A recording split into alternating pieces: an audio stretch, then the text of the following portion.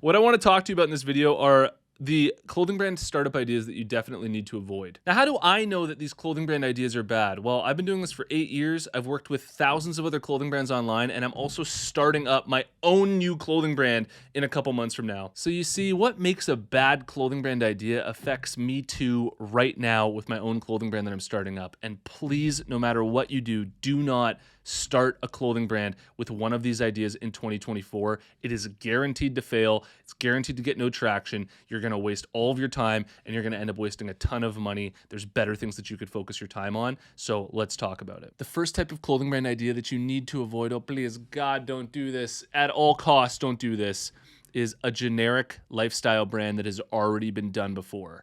Do not come out with a generic surf brand, a generic fitness brand, a generic positivity or motivational brand. Those brands already exist in the thousands.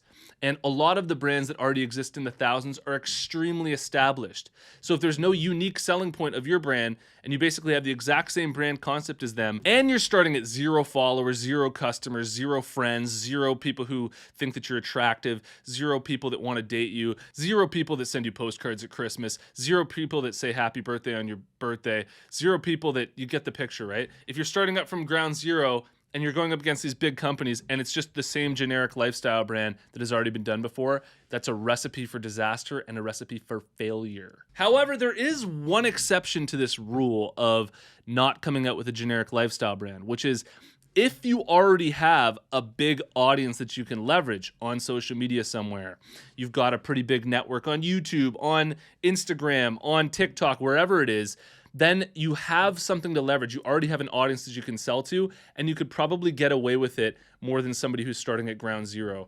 The big reason why you don't want to come out with this generic lifestyle brand, to hit the nail on the head here, is because there is no leverage.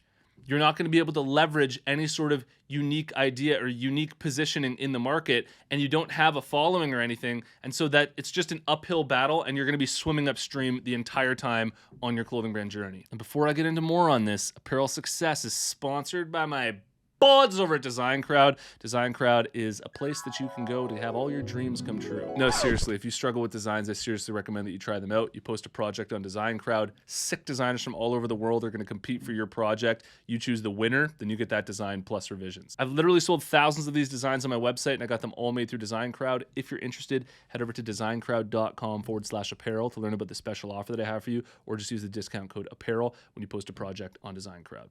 Okay, the next type of idea that you need to avoid coming out with for your brand is a generic streetwear brand. Streetwear brands are built on your network as the clothing brand owner and on who your clothing brand gets associated with, having influence over an audience. That's how Supreme started up. If you look at Supreme's logo, hey editor, pull up the logo for Supreme right here.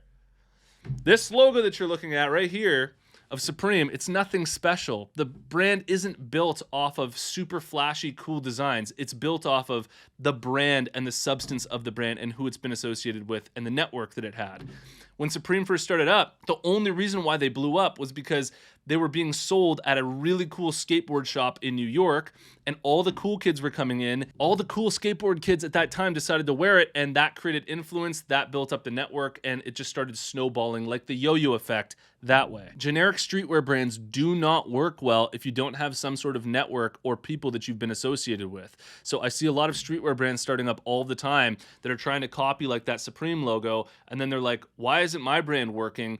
It's just as minimalistic and it's just as edgy and street as Supreme's logo, and they don't realize that it's not about the logo. It's about the brand that they've created and the brand building. And the brand building happens behind the logo in the essence of the brand. See, this is me being the essence here. There's essence, right?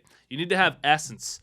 And it's not just about the design. It's not just about the logo. So if you're coming out with a streetwear brand, make sure you're aware of that and make sure that you put in all the little nuances and subtleties that you need to in order to make the brand work. So I'm going to give you some finger guns here, and I want to challenge you right now to write in the comments, with your clothing brand, what is it about your brand that makes you unique? What is the the specific traits about your clothing brand that makes your clothing brand stand out and where you're doing something different that hasn't been done before, that is unique and is offering the market something unique. I want you to write that out, because if you can't write that out and you can't get clear on it, then your market, the people that you're trying to sell to, won't be clear on it as well.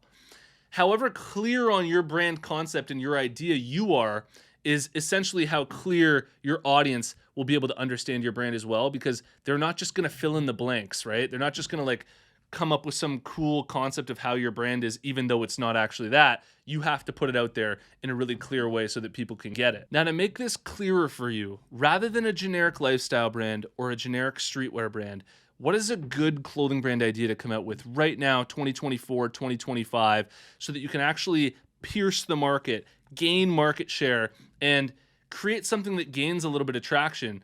Well, it's the opposite of generic. It's doing something new, coming up with some sort of innovation, whether that's actually in the products that you're creating themselves, in the brand concept and in the idea, or even in your promotion strategy.